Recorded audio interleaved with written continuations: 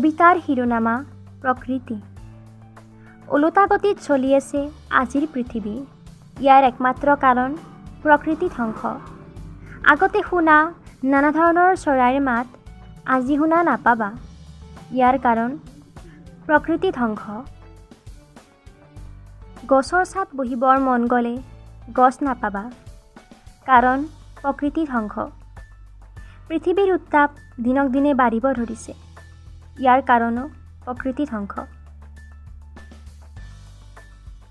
আজি প্ৰকৃতিয়ে চকুলো নিগৰাইছে, যন্ত্ৰণাত বিতুষ্ট হৈ।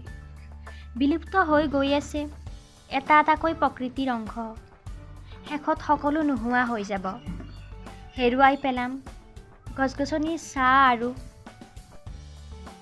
দেহাজোৰ পেলোৱা মলয়া বতাহজাক। হেৰুৱাই পেলাম ভাল লগা চৰাই-চিৰিকটিৰ মাত। হেৰুৱাই পেলাম পাহাৰ পৰ্বতৰ মনোমোহা দৃশ্য। শেষত নোহোৱা হ'ব গছ-গছনিৰ পৰা পোৱা আমাৰ প্ৰাণ শক্তি। তেতিয়া আমিও